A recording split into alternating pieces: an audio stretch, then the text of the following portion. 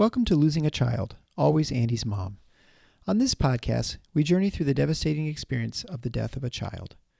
Grief is seldom discussed openly in our culture, and the death of a child makes people feel even more uncomfortable. We approach the topic openly and honestly, speaking to people who have lost loved ones and experts who help care for them. Whether you are a parent experiencing loss or someone who wants to support another going through this tragedy, this podcast strives to offer hope and help.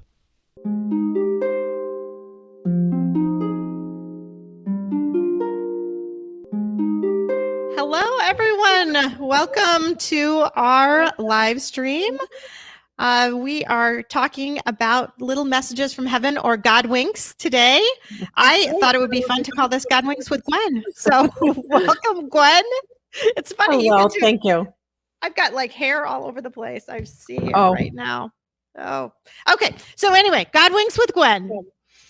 So today, I just feel like the holidays are such a hard time and Christmas is so challenging. I know I have found myself having real struggles right now. And this has been an ongoing thing. Now, this is my fourth Christmas without Andy. And every year I go through this struggle and these hard times. And so since I started doing the podcast 2 years ago, I thought we needed something uplifting this week. Yeah.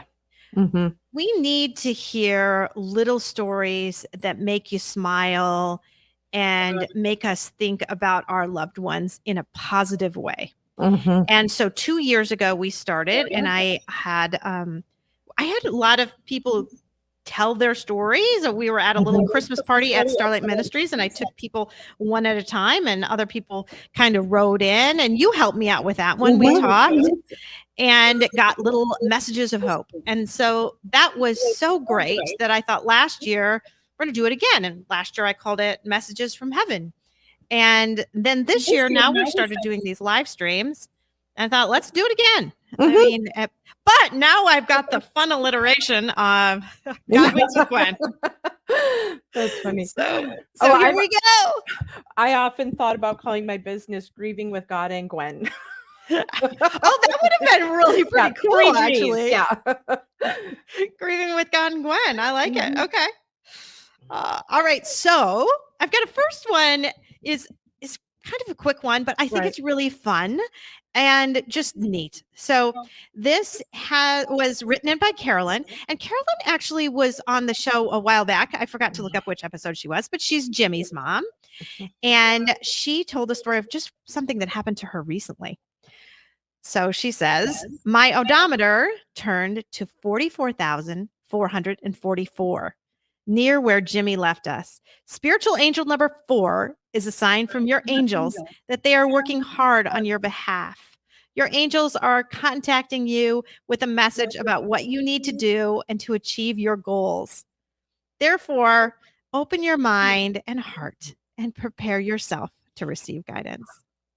Oh, I just love that. How cool is that? That is awesome. And I love what she says at the end about opening up your heart and mind and to prepare.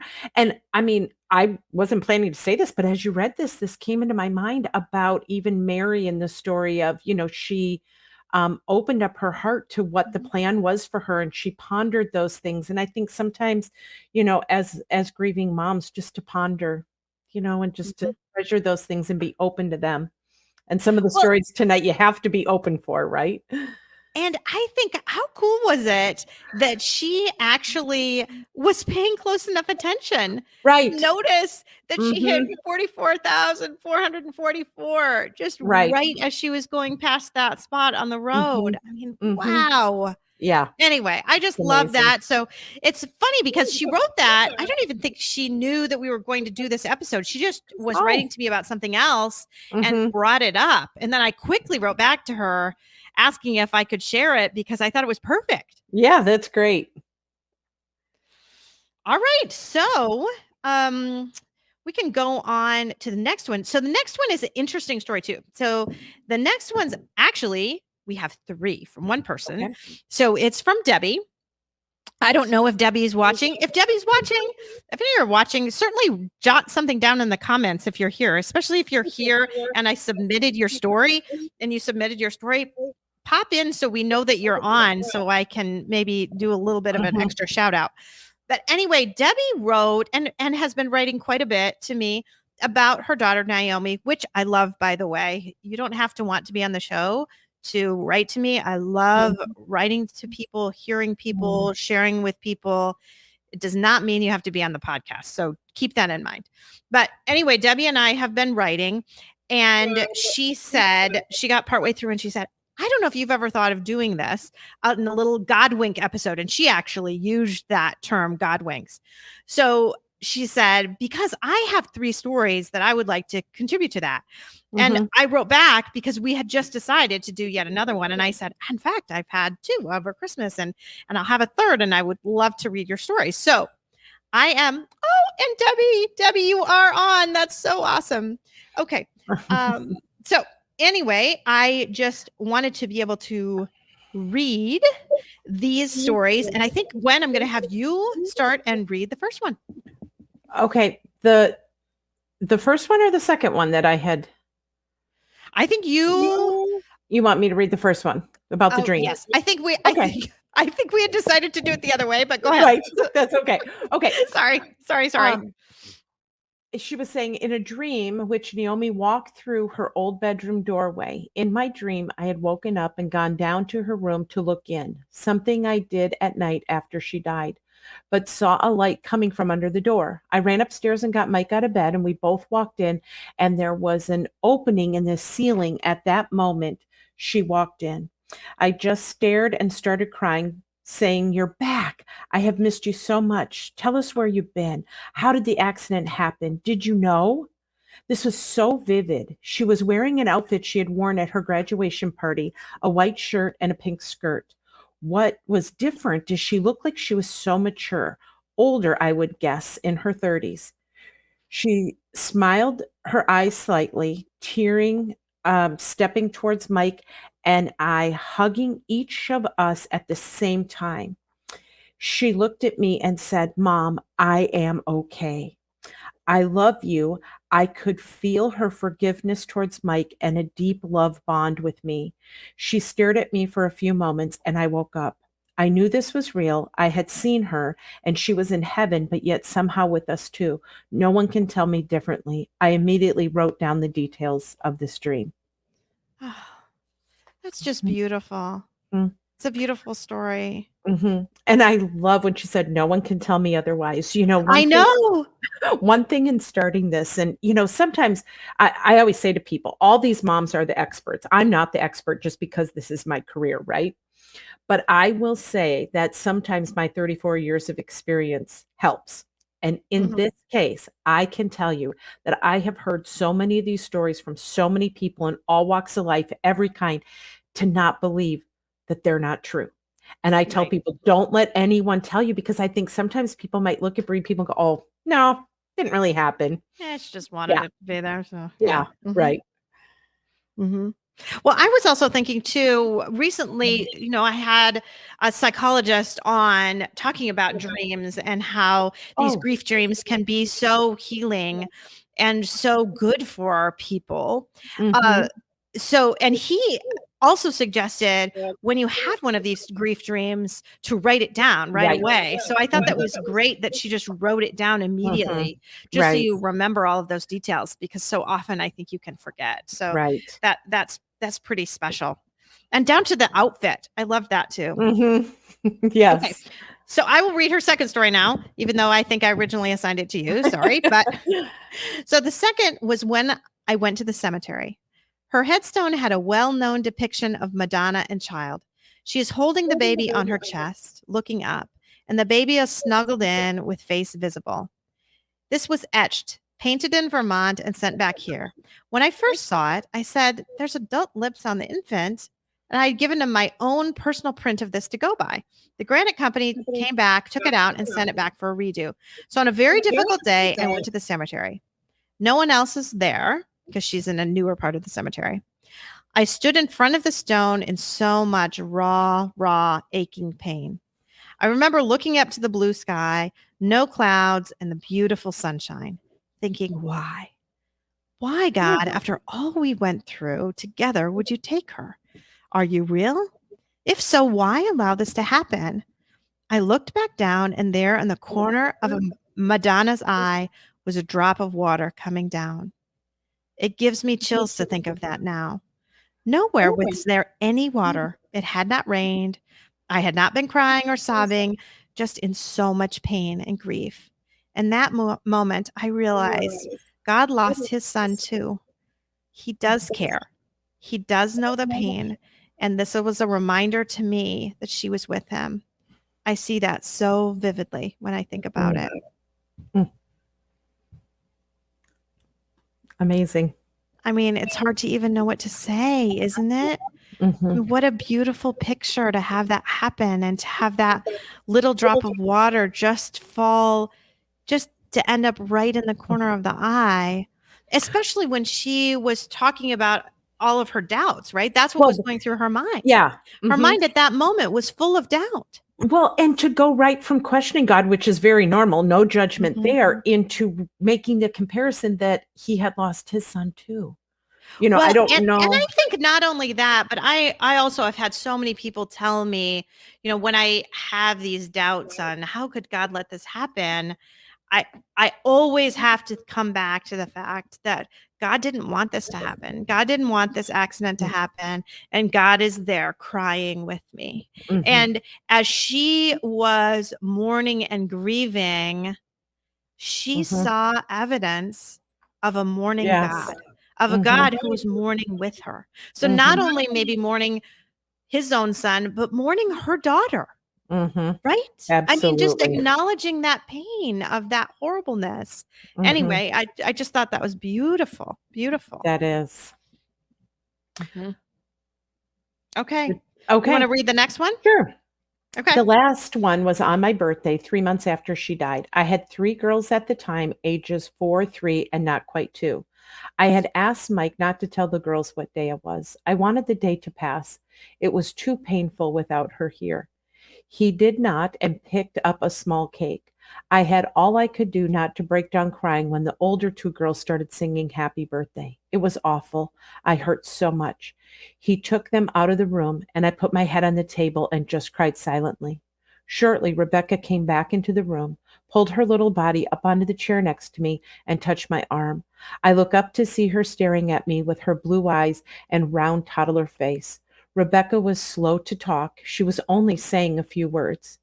She just started singing very softly and slowly, clear as day, with so much love in her eyes. Happy birthday to you. Happy birthday to you. Happy birthday, Mom. I love you. She said quietly and slid off the chair and left the room. Rebecca had never called me Mom. None of the girls did. It was always Mommy. Rebecca's voice was mature yet soft and so well spoken. I knew it was Naomi, utilizing her little sister's voice to remind me that she knew the day and loved me. I believe, no doubt, this was a sign. Oh. And just to give a little more information, so she said that the girls were 4, 3, and not quite 2. The one who came up, Rebecca, was the one that was not quite 2. So she was less than 2 years old. Yeah. And she's the one that was singing happy birthday in a clear voice. Happy birthday, Mom. Yeah. So that's, I mean, wow. Yeah. I want to address, there was a comment written by Sandy, why haven't I had any dreams yet? It's been 2 months. One of the things when you mentioned it that actually came to my mind, and I thought I chose not to say it, but now with this comment I will, because in support group, oftentimes when people share a dream, other people get jealous because they didn't have them, especially when they're as vivid as the one described about the clothes and people get jealous. And what I have come to the conclusion, and I hope this helps you, Sandy, is they come when we need them. So if you're not having a dream, you don't need it yet. And it may be a while and maybe not at all. But when they happen, they're like something that we need to give that, and I think in this story, it was some kind of recollection of them hugging and that mending of the relationship. Trying to heal that relationship. I would say to Sandy, I have hardly had any dreams. I hardly ever have. And that is a painful thing when I hear other people dreaming about their kids, because I've hardly had any. I mean, Mhm. it's been 4 years. I mean, it's not 4 years, it's 3.5, but this is my 4th Christmas. That's what I'm meaning that. But it's been 3.5 years since Andy died, and I bet I haven't had more than 5 total Mhm. in 3.5 Mhm. years. Right. And it's hard because I want to, because I want to Mhm. have dreams, but the ones I've had oftentimes, he's not been well, or it's been this sort of confusing thing Mhm.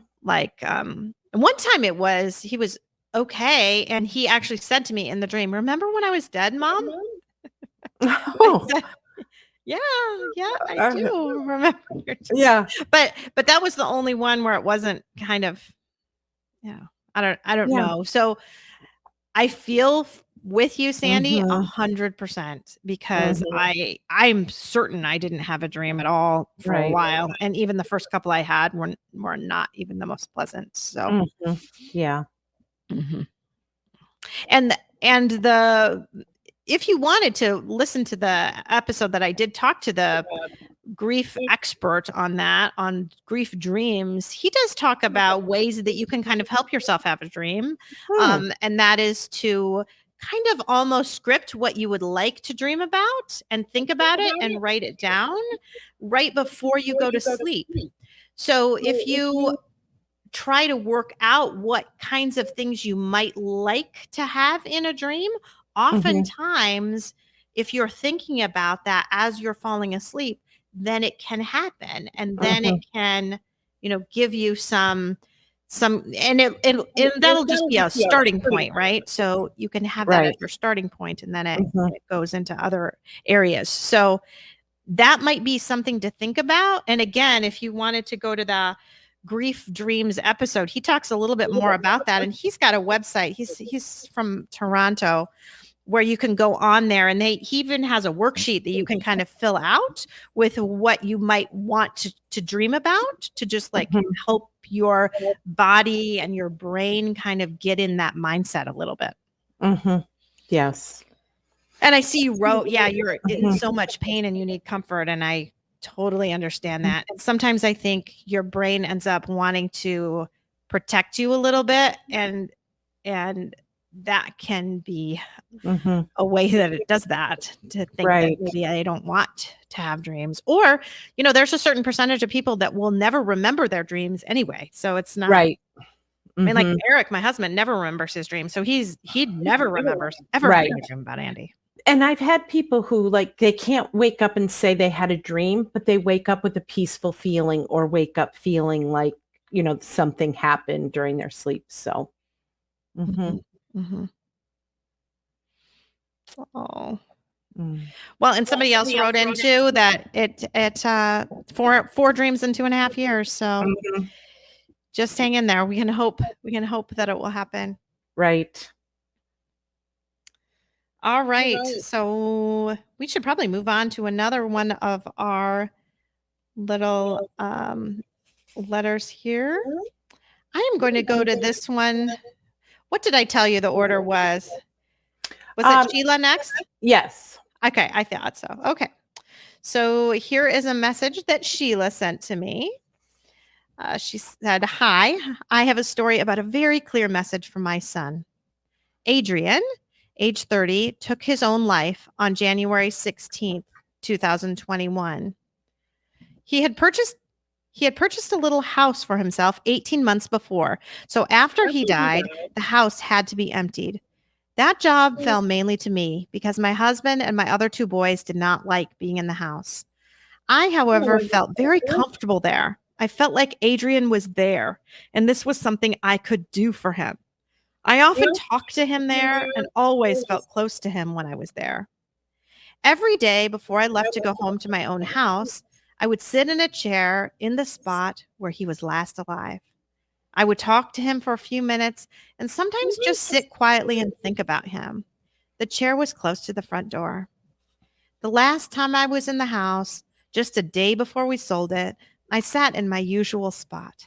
I said out loud, 'Adrian, I just don't know what to make of all this.'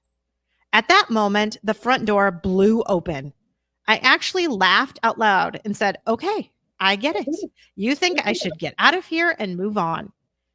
I know this can be explained away. It was a breezy day, and maybe I didn't close the door tightly when I came in. But I choose to believe it was a message from my boy. Mm-hmm. Mm-hmm. Yeah. And maybe it was a breezy day, but to happen at that moment, that wasn't Right. a chance. Well, and just like the story you put up about all the days for that ball to fall in your yard, that's not a Diego ball. coincidence. I just heard it so much. Yeah. Yeah. Yep. Yeah. Yep. Well, actually, the next story that I was going to read was given by a mom to me, and she said, "Oh, please feel free to share this and talk about specific, things happening." Because I'll just read it. Okay. Her son, he was an adult son, and he was ill. And she said that Rick's doctor had planned a family vacation in northern Michigan when he became more weak. She was reluctant to leave, but I urged her to go, telling her that her partners and her staff would take care of anything that Rick needed. So she left on a Friday, but by Sunday, she began to call every day between 5 and 6 p.m. to see how he was doing. So she What knew a dedicated doctor. Right. So she knew that he had went to Sparrow ER on Tuesday and that he was in ICU on Wednesday and Thursday. Then she called on Friday. He was dying. She hung up and immediately prayed for him and our family. She knew that he was in his last few minutes of life, and she also knew that he said that he was Catholic, but that he had always had some lingering doubts about the afterlife. So she asked God to give her some kind of sign or to give me some kind of sign that I'd know that he had made it to heaven. She was in a fairly rural area, but after she prayed, she looked down and noticed a shiny penny in the grass. She thought that it was an odd answer to her prayer, but when she came to Rick's visitation on Monday, she told me about the prayer and then showed me the penny, saying, "I don't know, is this a lucky penny?" And I told her that I knew exactly what it meant. And I told my three daughters to come over and see it. And one of them went to the photo boards that was at Rick's funeral and brought back this photo. It shows Rick standing in front of a pressed penny machine with a smile on his face and a look that we all knew very well.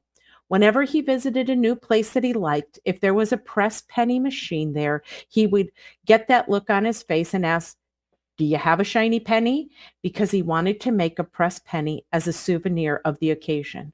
I told her that he's letting us know he's in heaven and he likes it, and he is sending us a penny to let us know he's there. The only thing that surprised me is that he hadn't impressed the image of an angel on that penny. The doctor said that she had felt really strange bringing that penny to the funeral home, but I told her that she had received an answer to her prayer and that her faith was strong enough to follow through and give us the penny that meant everything to us. And she actually sent a picture of her son standing in front of a penny machine. Oh. Yeah. Oh, I just love that. So, when this woman said the door blowing open might have been the breezy day, it was a specific, I just believe it. I just do. A specific moment. It was perfect. And that penny, I mean, to look down and then there's the penny. I mean, I'm kind of surprised the doctor picked it up. Great that she picked it up and then brought it to the funeral. I mean, I don't know that I would have been so bold as to bring it to the funeral, but clearly she felt something like there must be some significance to this penny. And then it turns out it was hugely significant. She had no idea. Right. Wow. Amazing. Wow. And I think I don't know. It's cool for me because to hear a story of a doctor like that. It actually reminds me of my mom. So my mom actually died on the 28th of December. So just 3 days after Christmas. She was in the hospital over Christmas. Her doctor, who had taken care of her for years, who also treated my dad's cancer, my grandpa's cancer, and my grandma's cancer. So he treated 4 members of our immediate family. He was on vacation and he wasn't there. And I remember the nurse coming in, because then she was discharged from the hospital to go to hospice to die. And she said that she was really glad that he was on vacation and he wasn't there because she said she doesn't think he would have been able to handle it because we were Oh. such a special family to him, having Mhm. taken care of Mhm. 4 Petersons, Right. that was my maiden name, to have to watch my mom die would have been too much for Wow. him to handle. So it Mhm. almost was like, I mean, it was beautifully arranged timing all around because I was in the middle of my junior year of college, and so I came home and I was home for college, and then I could spend the rest of Christmas break just in my grief, really. Mhm. And the fact that he was on vacation and all of this. I mean, it's like sometimes things just work out in Mhm. a certain way, timing wise, Right. just Yeah. for what Well, people need. yeah. And being a physician yourself, I mean, just being tuned in to, you know, other doctors and how they, are touched by people's lives and are connected to their patients. I mean, that's something that because you live it. And I would imagine that the stories that you hear, you've heard so many people connections with their physicians and all of that, that it speaks to your heart specifically, I think. Yeah, I think it does. Mhm. Yeah, I Mhm. think you're right. Yeah.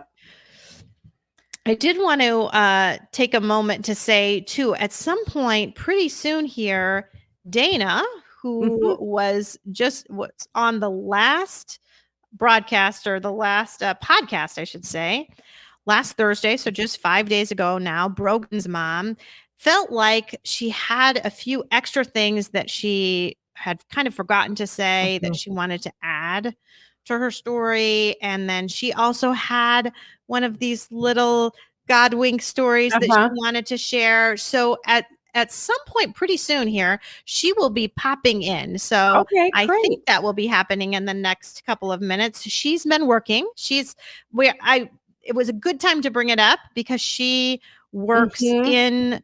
in medicine as well. And she works Right. with kids with cancer. So she's just coming off a shift and going to be popping in and sharing. And that And she was says a she's here now. Let's okay. see. Let's So see. that was part of her story too, and the fact that she had done that and cared for so many people, and then when it Mhm. happens to you, right? Yeah. Um, I'm just asking her if she's in the studio because I don't see her. Otherwise, I will send a new She says, "I'm here." invitation. I know, but I don't see Okay. her coming up though. So anyway, you'll all have to pause with me a Well, bit. okay. Well, do you mind if You I say just keep something in talking. this Yeah, then? if you can Okay. keep talking, that'd be great. Well, partly because when Sandy wrote about being in so much pain and needing comfort, I wanna address that and the fact that Marcy was gracious enough for me to have a few minutes, and we were gonna do this at the end, but I'll do it now while she gets Dana on, is, that with my grief guide, so you go to grief-guide.com, it's a guided tour with videos through grief that won't take your pain away, Sandy, but having that information oftentimes helps bring comfort because you're normal and you can get some tools and some things to help yourself through. So I was going to make the announcement that it's 50% off during this holiday season, and I don't want, finances to be an issue for someone. So that could be a gift that she could gift herself, or ask someone to gift for her at this time of year. Say, if you want to help me, you can help me purchase that for my support. But the other thing that I just want to say is if any of your listeners, I know they reach out to you and email you, that if they want to talk with me, they can email me as well. And I can let them know about resources because it said here that it was her husband who died. And so somehow on a link or someone shared that we were doing this tonight. I have some resources on my page and would connect with her about resources for widows. So I want her to know that we do care and that we want to connect her to support. Oh, yeah. Well, I'm glad you took the time to do that. And it is amazing. I mean, just to tell people those videos that you make are so helpful and so good. And Thank you. two, if finances are an issue for Mhm. you too, I still Let us have a know. couple of the coupon codes left. I Okay. think I've given most of them away. Oh, here's Dana. So Dana is in now. So you can always email me if you would like Okay. a Yep. coupon code because I have a few more left that I Okay, bought. wonderful. would love to gift to someone. Okay. I'm going to add Dana in on the stream right now. Hello, Dana. Hi, Dana. Hi. I'm glad you made it on. Can you hear us?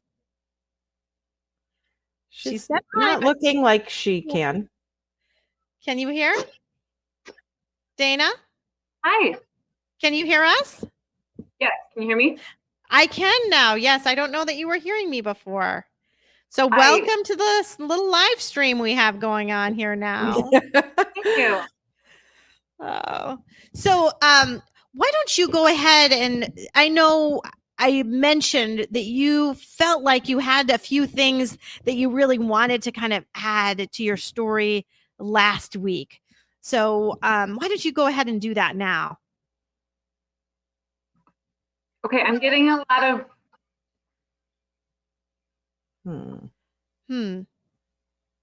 We can't hear you. No, we can't now. She did mute herself, and then I unmuted her, but I think she's getting reverberation is what it sounds like. That is what was happening. Let me see. Okay, can you hear me? Mm-hmm. yes. Okay. Yes. Good. Now we're good. I had I was on the wrong platform, so that's why I was getting all these echoes. I got Okay. technical difficulties. Yes, because we're doing a different platform so that we are on Facebook and YouTube at the same time. So if you wanted to just, that was probably our issue. So, okay. Okay, well, I guess I'll just start with the story that I was going to share about one time that I heard from Brogan, or I think I did. I have to start back when I was a kid. I grew up playing cards with my grandma and grandpa and aunts and uncles and cousins, euchre or pfeffer, and we were high rollers, betting nickels and quarters and dimes. And my grandpa died, I believe it was just 21 years ago, I think. And when he died, he said that he would drop dimes from heaven just to let us know that he's up there. And so kind of whenever we see a dime, we all think of my grandpa. Mm-hmm. And then it will be 4 years ago now that my grandma died. And she said, I'm going to one up your grandpa and drop quarters from heaven. Unless I don't like what you're doing, then I'm going to drop nickels. So it's kind of fun with all of our family to find quarters and nickels and dimes. Mm-hmm. And the summer before Brogan died, he and Lucy and Emmett, or Violet and Emmett, were sitting on our couch talking about that. They have lots of experiences with the quarters and stuff. And Brogan said, when I die, I'm going to drop big bills. And of course, Okay. Okay, thanks, but didn't think I would ever be around to find any from him. So he died September of 2019, and in March of 2020, we were over at his friend's house. If anybody listened to my podcast, Brogan was carried from the church to the cemetery with a team of mules on a wagon ride to the cemetery. We were over at his friend's house who owns the mules, and we were just kind of out in their pasture hanging out. It was, like I said, March, so still snow on the ground, but starting to melt, just wet, muddy mess, terrible. And there was 3 families there. Everybody went up the hill back to the house first, and myself and Brogan's friend's dad, Pat, we kind of stayed down at the shack down in the ravine for a few extra minutes, putting out the fire and just kind of making sure everything was picked up. And he and I were down there with 2 mules, and we started riding them back up the hill 3 minutes after everyone else, up the same muddy, mucky, complete mess of a path. And Pat was ahead of me, just a few feet ahead of me, and out of the sky, a brand new, crisp, never ever touched, not a crinkle, not a speck of dirt on it, $10 bill floated down from the air. And I saw it hit the ground. and it could not have been there. Like it couldn't have been there for more than a second because it would have been wet and muddy. And I mean, Pat jumped off his mule and picked it up, and it was, like I said, brand new. And there's just, to me, there's just no other explanation. Like 20 people just trekked through there and nobody saw it. I don't think so. Plus it couldn't have been that brand new. And the serial number on it started with a B. Oh, that is amazing. I love that. Oh, wow. Do you have it like framed? I do. Yeah. Okay. Yeah. So it's kind of funny. My friend Pat thought he saw, I mean, I saw it first, but I was speechless. I couldn't say anything. So he jumped off, showed it to me, and put it in his pocket. And then he had a conversation. Did he know? Did he know? No, he wouldn't have known the significance, right? He didn't know. So I didn't say anything. And like 3 days later, I saw him, and he reached in and pulled it out of his pocket. And if you know Pat, he's just a hot mess. So he picked this crinkled, wrinkled up, ratty old $10 bill, and he's like, I should have given this to you because you're the one who found it. And then that's when I told him the story, and he was like, "Oh my gosh, why didn't you tell me that day?" It should have been crisp and beautiful. Right. So I have it. I have gotten it back out, but it's and Broken was probably looking down from heaven like, "Mom, pick that up. I sent that nice I have to hit you in the face with it next time, Mom." Right? Yeah. Oh, don't let somebody else take your $10. That was for you. So I think I have $50. I don't really remember the other. I found two 20s. I don't remember them being as like significant. Well, it was. I mean, you can't get more dramatic than that. Yeah, that was just wow. Yeah. Oh, I love that, Dana. Yeah, thank you. I love that. And writing that down so your children know that, and other people, that's just a beautiful story to have as a treasure. Yes, it is. Yeah. You got quite the comments. People are very excited by that story because that is really awesome. I love it. So there, now I can. I'm just looking to see these. Now you can look and see them too, can't you? Okay, yes, now I can. Now you can. Awesome. Oh, I love it. I love it.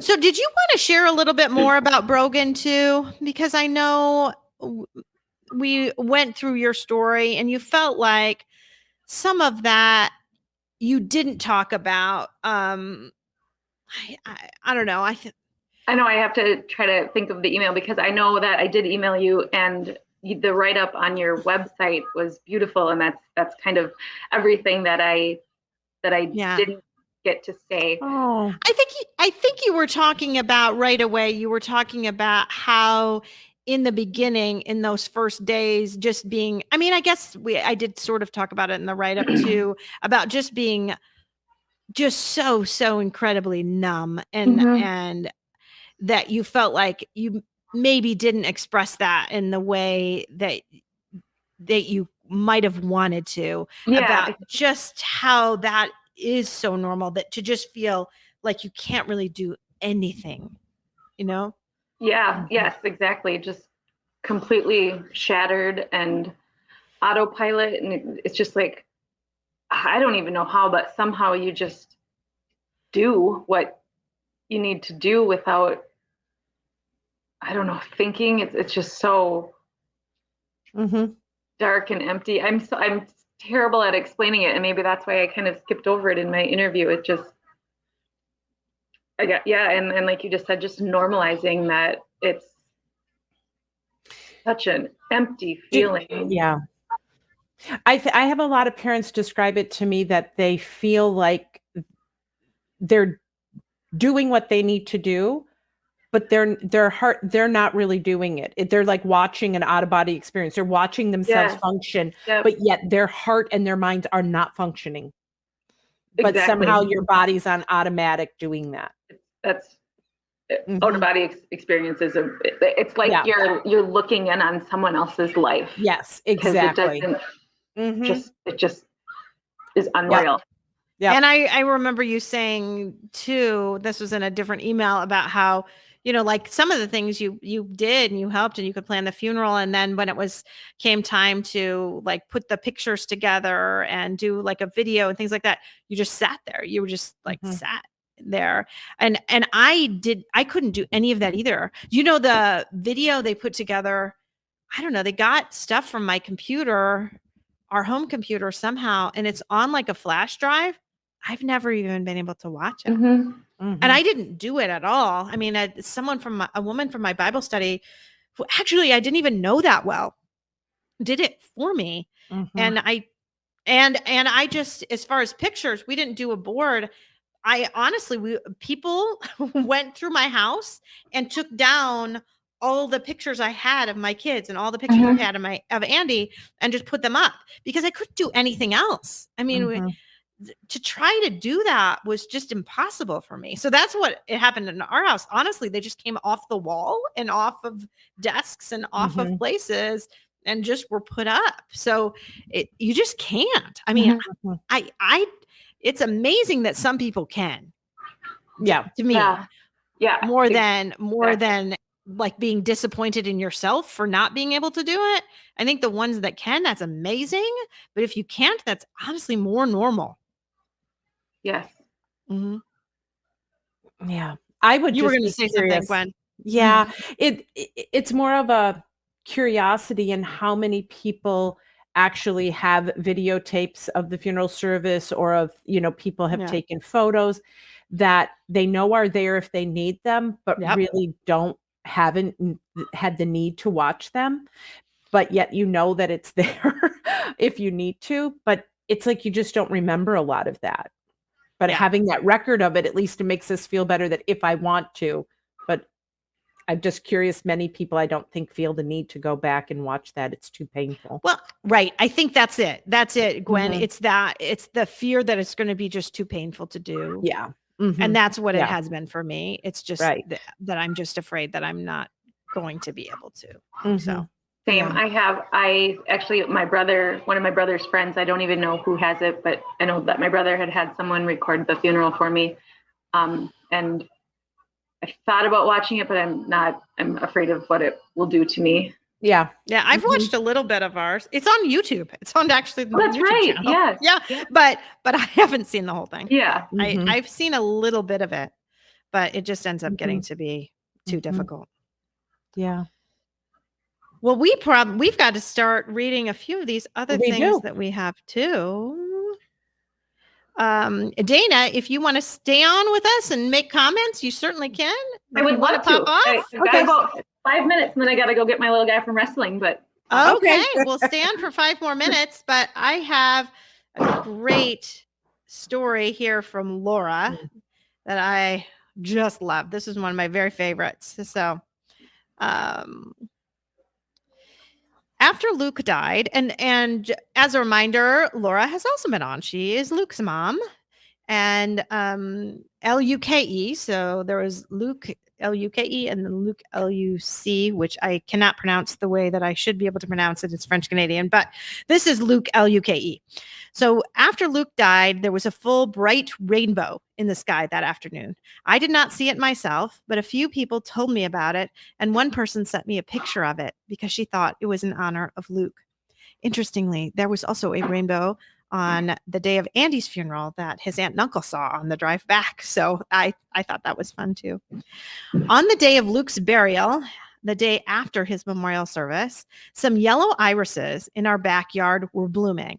It was September 14th, 2017. Yellow was Luke's favorite and signature color.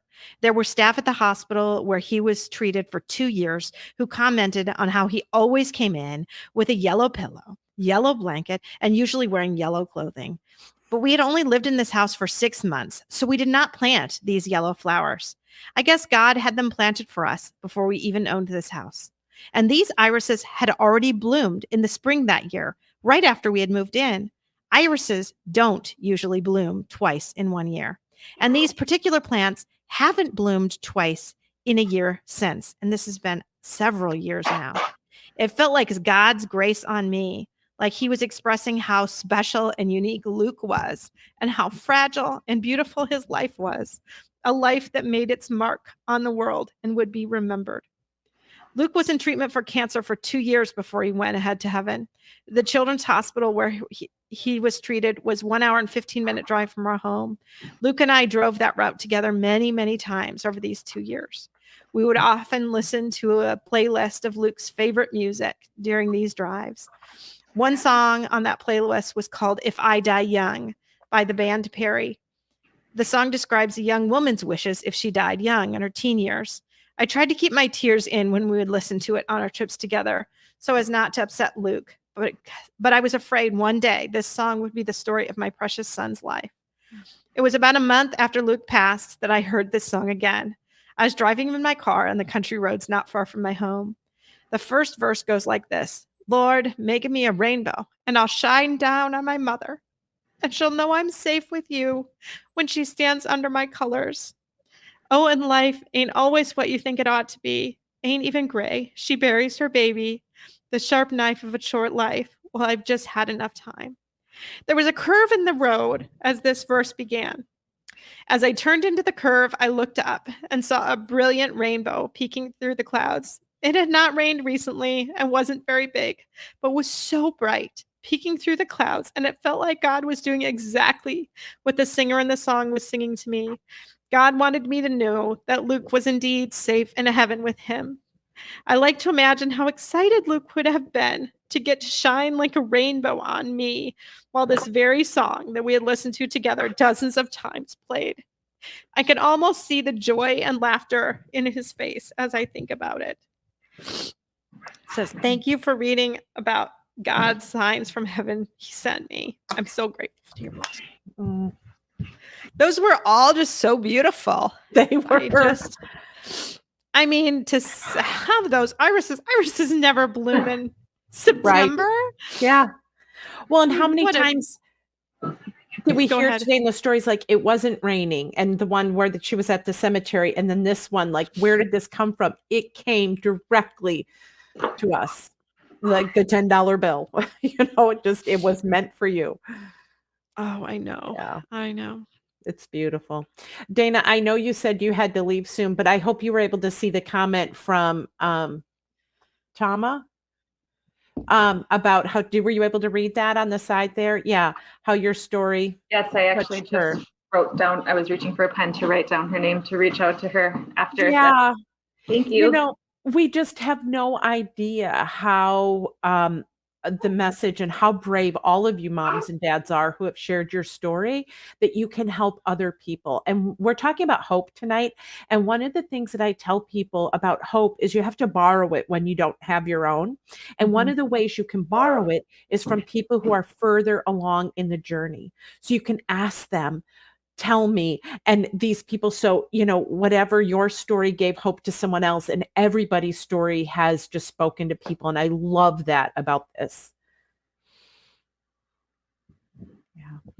All right. Well, thank you so much, Dana. If you need to go to wrestling, you go ahead. Actually, my husband just ran out the door to get him. So so you're still with us a little longer. Good. Very good. Well, very good. Through my tears, I'm wondering if I have to. Oh my goodness! I thought I was going to have you finish reading that one for me, Gwen, because I couldn't do it. But then I looked up, and you were not much better off than I was. So my glasses kind of hide it. But this next one, I'm trying to see. It's from Diane, and her son Josh. She said, "My son Josh passed on June 9th, 2016. He is forever 30. He was diagnosed with colon cancer in October of 2014. At the time, he and his wife were 5 months pregnant with their first child. Josh was able to be present at the birth of their son and get to know him for 17 months before he passed. A couple of days after he transitioned, his wife decided to take a walk on some trails that she and Josh hike often. She took their son, their 2 dogs, and a friend of theirs. While on the walk, there was a woman that Kelsey had never noticed before walking her dog. This woman's dog was lovingly playing with Kelsey and Josh's dog and asked Kelsey if she would mind if they walked along with her. Of course, Kelsey agreed. Eventually, the paths split, and the woman said goodbye and thanks. And as she walked away, she called her dog, Begley. Begley is our last name. Kelsey never saw that woman again. Definite Godwink. Yes. Yeah. No. I don't know about you, but when I read that, it kind of just makes like angels among us. Like sometimes people come and yes. Yeah. Mm-hmm.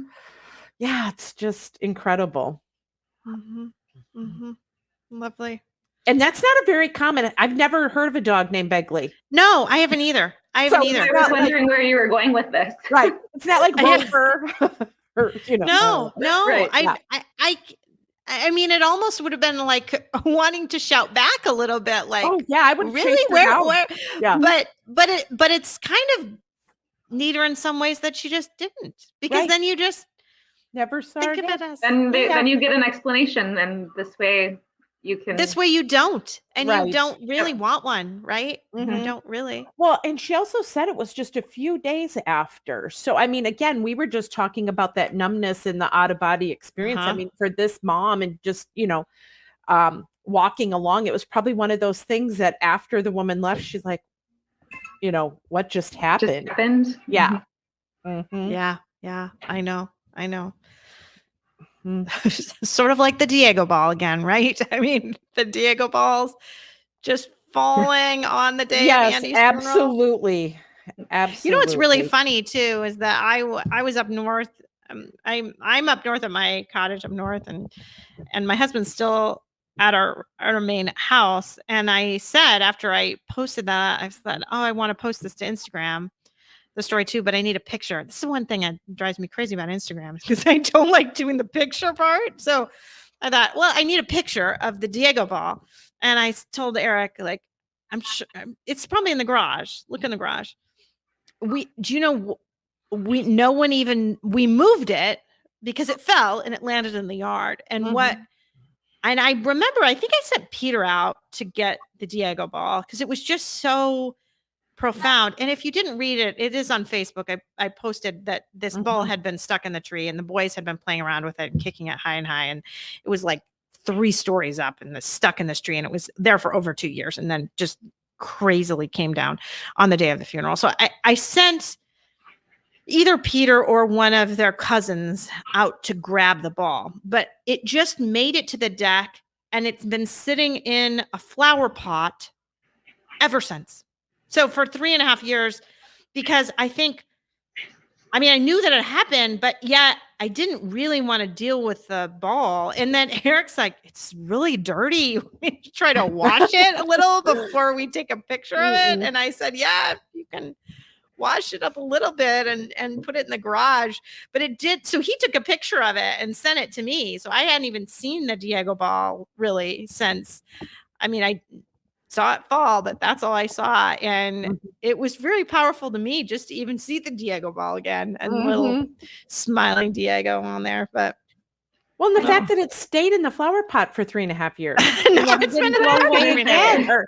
I know. Yeah. It's not in the tree, but it was still in the flower pot. It was still in the backyard. Yeah. Because my husband said, I don't think it ever made it to the garage. And I said, well, maybe it's in the basement. And he said, it's too dirty. You wouldn't have let it come in the basement. So someone said the Diego ball looked brand new.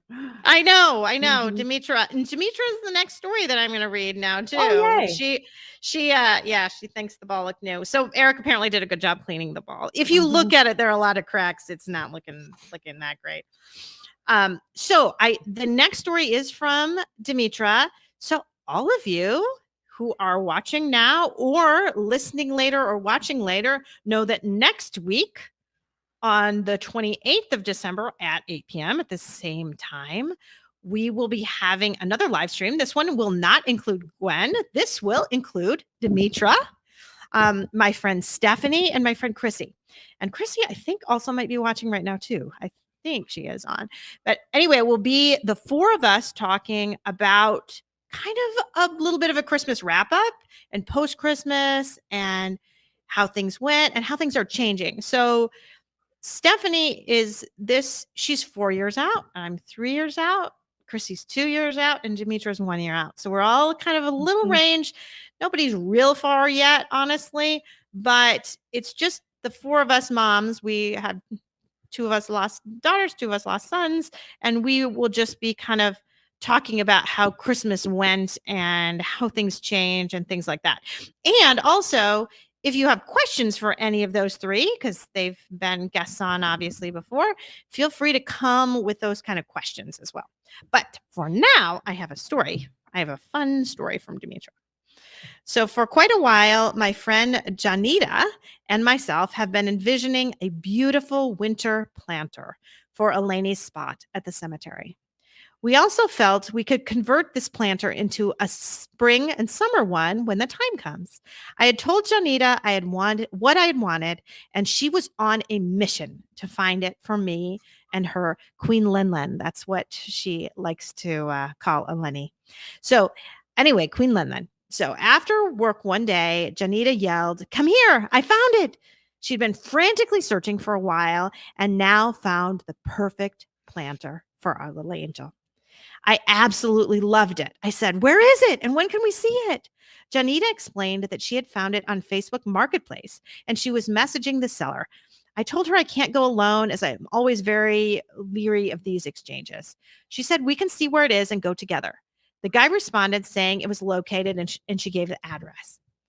I knew that address sounded so familiar. And when he sent us a picture of where to go and see the planter, I realized that the unit was located right behind Holy Land Monuments, which is where she got Eleni's crown, which is her tombstone. So she calls it her crown. So it was right in the backyard of where she got the tombstone. It was simply meant to be. Janita and I could not believe that was the location where we finally found Eleni's new beautiful planter. It was as if she sent us there to get it for her. This was my sign that my sweet angel is still with us always. Mm-hmm. Oh, isn't that so special? It is. I love that. It's amazing. I know. I know. I just love that. And I think when you were saying her friend's name, she also was one who commented that friend helped her with the pictures. Yeah. Up above. Mm-hmm. And as you're reading it, I'm like, friends through all of this, whether it's the pictures or they're just so valuable. They're just part of our treasures as well. And I think sometimes when we don't see a lot of Godwinks, we can look around to our friends and realize that just having them is a big treasure. And right. And honestly, that can be our Godwinks too. Exactly. Yeah. Right. That phone call that comes when you need it, or that text at that moment when you're like, oh, I'm hanging on and a friend texts you. It's like, oh, there it is. Mm-hmm. And you know what? It's interesting that you say that with Demetra specifically, because one day recently I had gone to an event, and it was the first event we'd gone to since the pandemic. And it was a ton of people, and I got almost an anxiety attack. I was just overwhelmed. I just had to get out of there. I ended up asking Eric if I could leave and just drive home, and he could get a ride home with someone else later because I couldn't stay. And I went in the car, but I knew I couldn't drive right away either because I was just so upset. And I sat down in the car sobbing now by myself. And suddenly Demetra writes me on Messenger. At that exact moment. I love it. It's the moment I needed because and she talked me up without realizing it. I didn't even tell her how bad I was for a little bit. Like, we had a little bit of an exchange because I was like, I don't really want to put this on her. And then we went back and forth a little bit. And then I kind of finally admitted that I was in a really bad place. And she brought me up to the point where I could drive home. I mean, it's amazing what, and that honestly was a Godwink. Absolutely. I mean, she picked that exact moment. That was arranged. That was like arranged. So I love it. I love it. I do too. Absolutely. Well, totally we have almost no time here too. Oh, sorry, Dana. What were we going to say? I was just going to say, I totally agree with that. Kind of going back a little bit to my friends making poster boards for me at Brogan's funeral. They did so much more than that. And I'm really type A, and I wanted everything to be perfect, but I couldn't even give them my opinion. And they made like 3 or 4 beautiful shadow boxes, like not just pictures. They made one from all of his baseball stuff with his glove and jersey, and there were some pictures in it. They did another one with Boy Scouts things in it, and another one from a trip that we took. And it was like they were gifts. They are gifts from God, and they just like especially shown that particular night when we sat at my house. There was like 5 or 6 of them on my living room floor, working so hard at that. Yeah.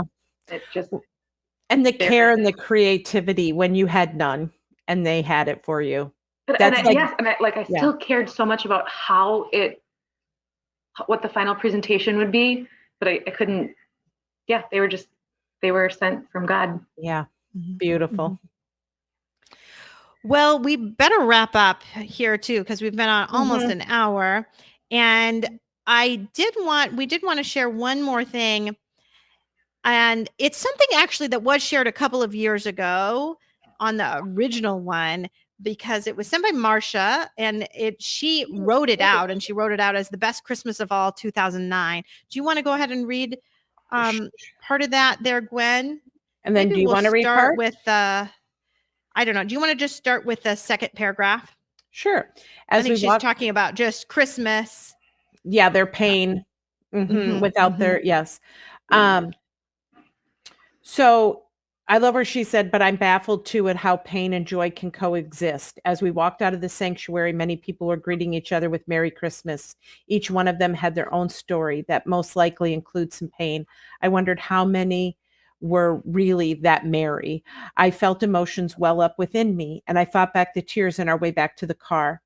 As we approached our car, I looked up to see a flock of geese flying directly overhead, honking freely in the cold, gray December sky.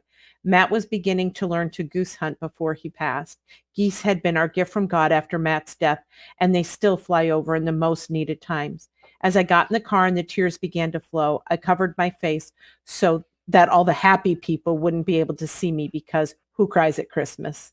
As Perry turned the key in the ignition and the radio came on, the first words we heard were angelic voices singing Breath of Heaven. The song, Mary, the Mother of Jesus, may have prayed. It continues as this. Did you want to read that part, Marcy? Sure. And what's funny is that she wrote to me this past Sunday, and I was trying to remember the name of this song that day. And then she sent me the email. So Breath of Heaven, because it's just a beautiful song. So it's Breath of Heaven, and I feel like I want to sing it, but I won't. Breath of Heaven, hold me together, be forever near me. Breath of Heaven, light in my darkness, pour over me your holiness, for you are holy. Do you wonder as you watch my face if a wiser one should have my place? But I offer all I am for the mercy of your plan. Help me to be strong. Help me. I cried as I drove off, listening carefully to the words of that song. I prayed the song while it played, hold me together, be forever near me. I was reminded again of how pain and joy can coexist, how God must love us to give us these gifts today. A song with just the words we needed to hear, and the geese flying over our remembrance of Matt. That's beautiful. Absolutely. It was beautiful. And I think a beautiful way to kind of end today, just with those little messages. So thanks you to everyone who's been watching and listening. And again, know that we are doing something similar next week. Oh, Melissa wrote a beautiful comment. And I feel like, Gwen, do you want to just read that out loud so the podcast people won't be able to see this? So. This past summer, I went on a girls' trip that I had planned months before my daughter passed away. The last time I was in this hotel, I was with my kids, and I could vividly remember seeing my daughter standing on the balcony looking at the sea. I didn't tell my girlfriends about this memory because I didn't want to damper the mood. The next day, my friend woke up and told me my daughter came to her in her dreams, and when I asked her what she was wearing, she said a striped shirt when she was on. And then I can't read anymore. Oh, let me see. Oh, you know what? I can't either. But yeah. But I'm assuming that it was the same outfit. Yes, I'm assuming it was the same outfit. Yeah. I don't know if Melissa's still on. She can finish. But Yeah, that's my assumption. She was wearing the same striped shirt that she actually had been wearing that amazing? day. Amazing, amazing. All these beautiful things. Yeah. So thanks so much again for agreeing to come back, and Gwen for coming on. So of course, come on next week and listen to 4 of us talking again, and then Gwen will be on again with me. And Melissa did just right. She was wearing the same shirt. Yeah, that's exactly what we had guessed. So again, Gwen will be on again in the first week of February, I believe. So watch for that as well. All right. Take care, everyone. Thanks, you guys. Good night. Good night.